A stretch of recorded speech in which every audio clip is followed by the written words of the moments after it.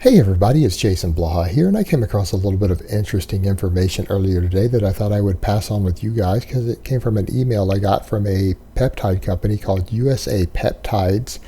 And this is a lot of what we expect. I've always said before that the supplement companies themselves, which are a multi-billion-dollar industry, have an enormous vested interest, particularly in the United States, in making sure that any sort of anabolic drugs remain illegal without a prescription. And the reason for that is because they know that they can't compete with the cost effectiveness of these substances, that even when they're purchased on the black market, they tend to be cheaper than supplements. Most of them are. There are definitely exceptions, and dramatically more effective, 100 or even 1,000 times more effective for every dollar that people spend.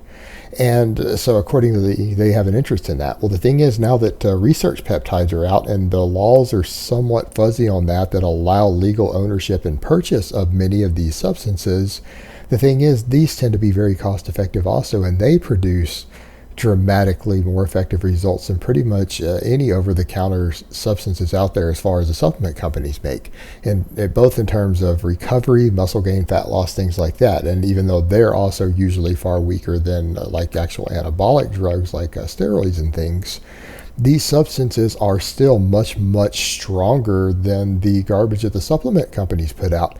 And so it appears that, at least what this company is claiming, is that supplement companies are using the Lanham Act, which part of the Lanham Act from 1946 is covers allowing unfair competition, meaning since they're producing a product because of the way it's regulated, they can sell it, that supplement companies simply cannot compete with. They have zero chance of competing with in terms of either cost effectiveness or even overall effectiveness. So it is technically giving them unfair competition that these companies cannot compete with, even remotely compete with. And so are supplement companies doing this? I don't know. This is the first I've heard of it, but this particular company is claiming that they are having to temporarily go out of business and shut down for just a little while, specifically because supplement companies are coming after them using the Lanham Act. And again, if they're going out of business for a little while, that would seem to indicate that there's some reason, and it sounds reasonable.